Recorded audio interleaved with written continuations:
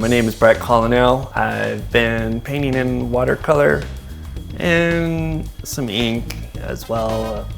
Since I'm paralyzed from the neck down, I use a mouth stick with a brush attached to the mouth stick, and I have to do most of my work with my mouth stick.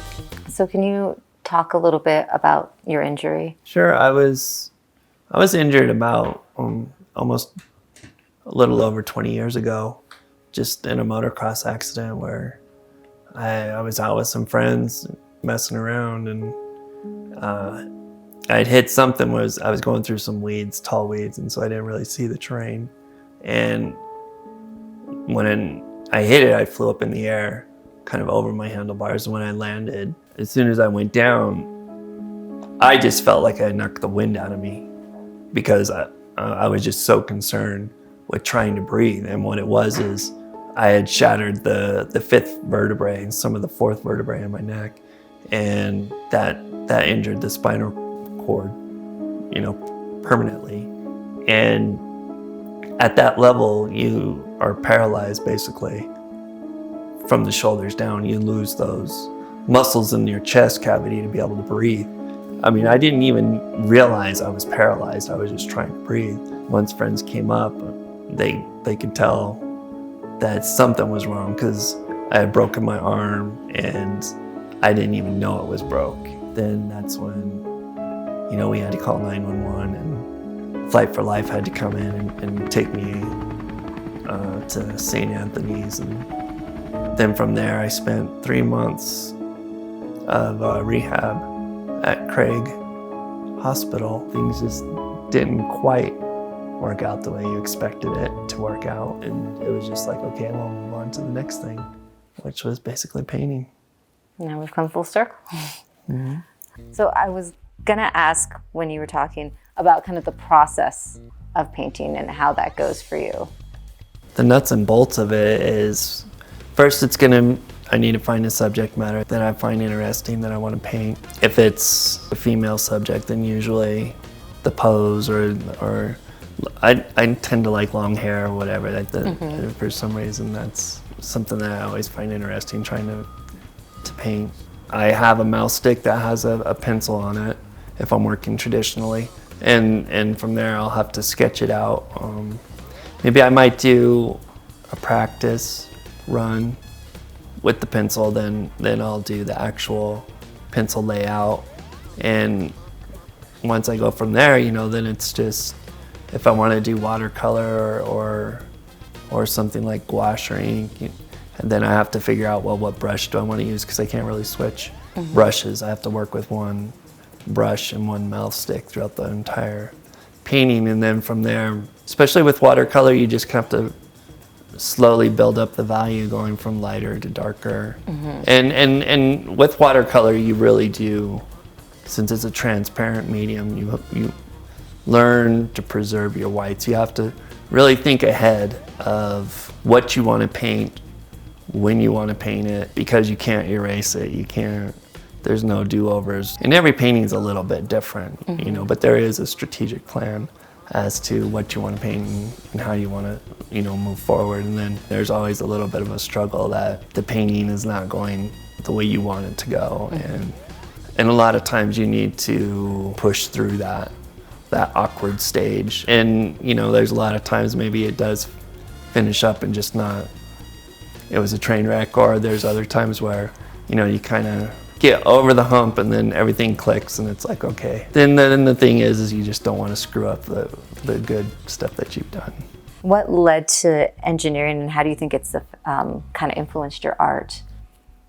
Engineering, it's funny, engineering just was one of those things that, I've always tinkered with stuff as well. And it just was a natural. I like to build things. Like I said, I always worked with my hands. And I chose mechanical engineering. I've always said mechanical engineering was kind of like the Swiss Army knife of engineering.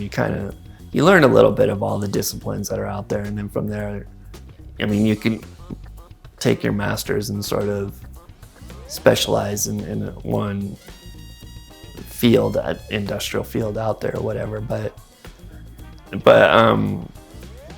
No, it's just always something that I never had to question what degree I wanted to take, and it just was something that I never had to ask myself. I just automatically did it, chose it. Do you want to go back to school for anything else, you think? Would you go back to art school? Yeah. I mean, I'm already subscribed with like an online art mentor.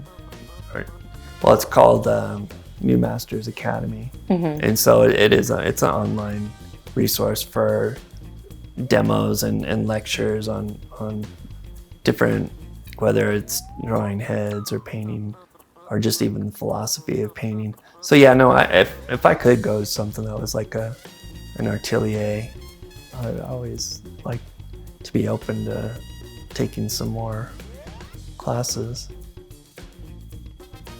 I think I have one final question then. What is your ultimate goal? Like, do you want to do a gallery opening? Do you want it to be in museums? Like, what would be like the ultimate I made it moment?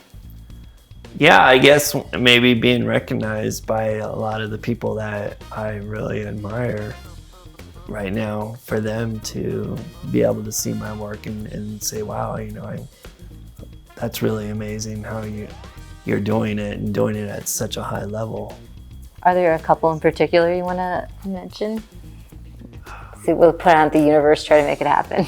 I mean, there's people, there's other instructors that I've kind of touched base with. One painter, Steve Houston, who is both an artist and a teacher, who has seen some of my work and has, said that's pretty amazing. Jeffrey Watts, and actually even a local painter, Juan Ho, who sometimes I get to meet up and paint with on Wednesday nights. I'll actually be next to me and say, wow, that's pretty amazing. So I guess in a way there has been some moments like that. Yeah. I don't know. I guess I don't really focus too much on the long-term big picture, I guess. Just get better and just keep getting better, and look at something that was done a year or two ago and be like, wow, I'm way better than I was back then. Something, when you did a piece with 9 News, they brought back to me, and I've had it ever since. Yeah. I don't know if you remember it. Yeah, no, I do. This was one of the coolest gifts I've ever received. Really? That day. And then I looked on Instagram, and you've gotten better. So. Yeah, as I've moved in, well, hopefully I get better as the it's years amazing. go on. Yeah, I just always want to be able to have people look at my art, especially on social media. You can find me on Instagram, Colonell. Thanks again. Thank you for talking to us.